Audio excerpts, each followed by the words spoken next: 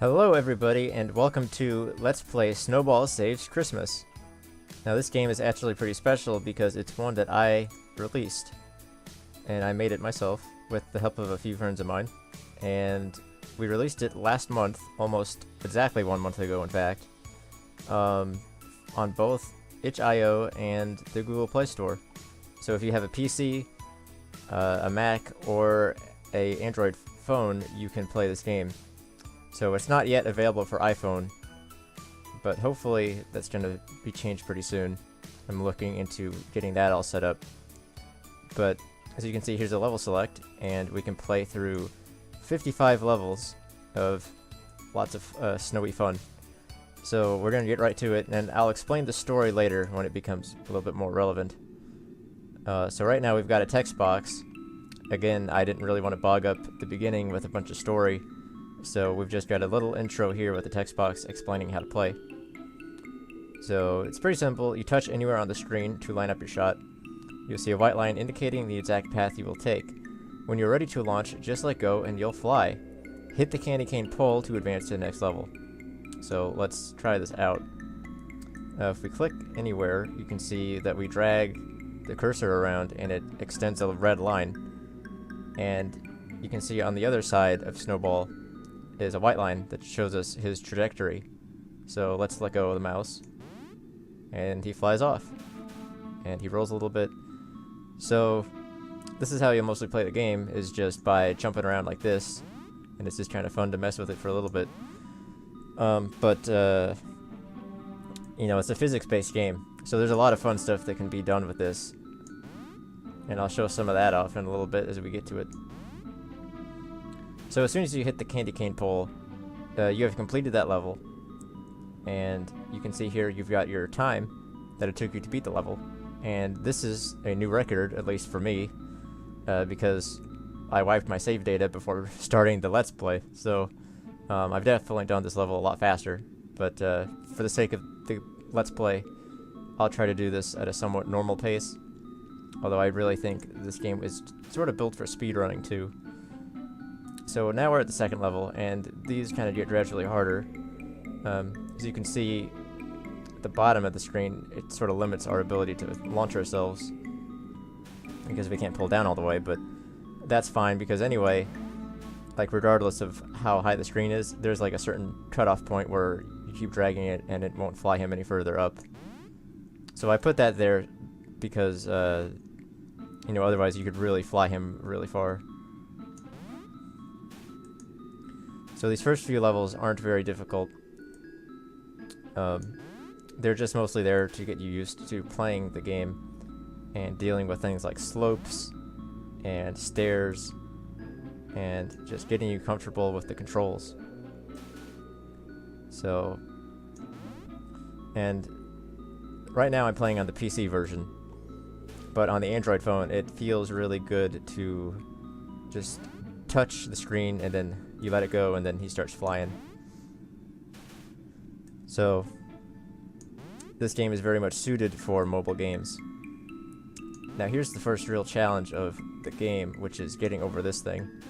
If you fail, like if you just really mess it up and you go down here, we've got a nice little resting area so that you don't have to worry about falling off or anything.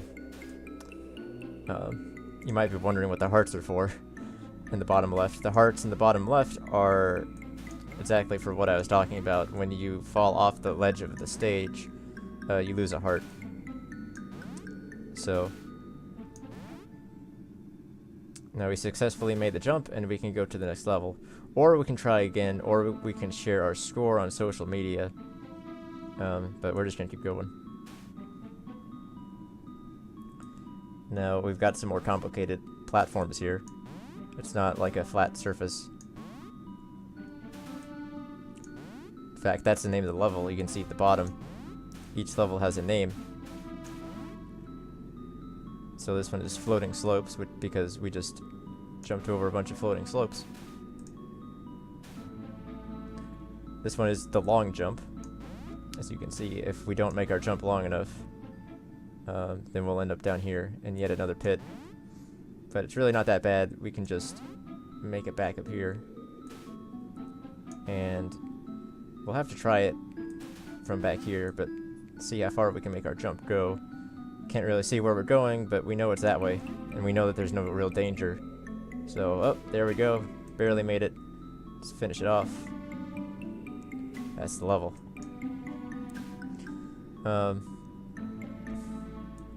This one is a bit of a longer level. So we'll just go up, up, up. It's a very steep hill. You can just sort of get used to flying him like that. Just get used to launching him up. And again, these first levels aren't meant to be very difficult, but you will see a pretty noticeable increase in difficulty as the game progresses. So this is over the triangles, and what we're going to do here is go over the triangles. Again, there's no real punishment if you fall down, but you guys have seen what happens when that happens, so it just results in us having to go back to the start and try again. So you just really have to just get close to the edge, line up your shot, and then just let go. And there you go. Now we finally make it to level 9, which is the climb. Which is actually one of my favorite levels, and one of the first ones that I designed. Because if you're too slow, take a look at what happens. Oh, you fall back down. So somebody who doesn't know very much about the game, or who hasn't played it for very long, might have quite a bit of a struggle on this level. And it's just there to get you used to reacting faster, especially to these slopes.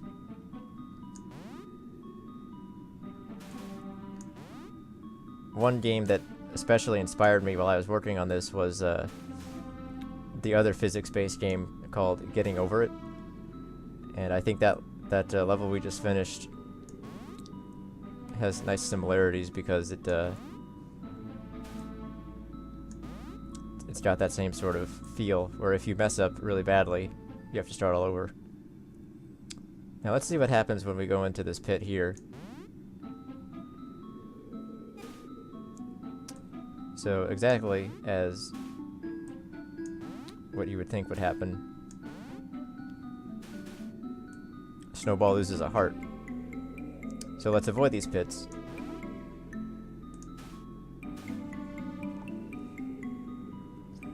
And of course, the next level has a really, really big pit that it's going to be a little trickier to get over. And this is when the game really starts to pick up now. So you've mastered all of the simple stuff. You've mastered just moving him around. Oh, no! No! See, that's where the pit comes in. So now you have to be really careful not to line up your shot badly, or get too sloppy, and I get the feeling that's going to happen throughout this Let's Play. Sometimes I do make really stupid lineups like that.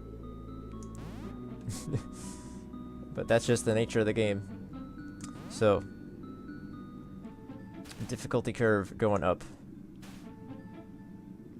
Climb above the pit. So now we have to go upward with our little slopes, floating above a death pit.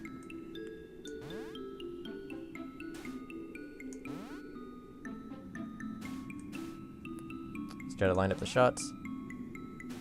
And we're there.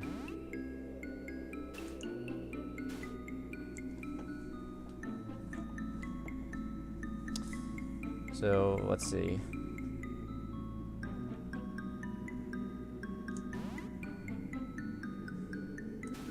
Oh no.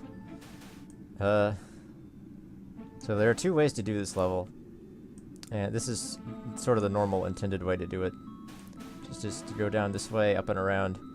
As you can see, the name indicates that we need to go around in a circle. Like that. But you could also take the shortcut through the middle there.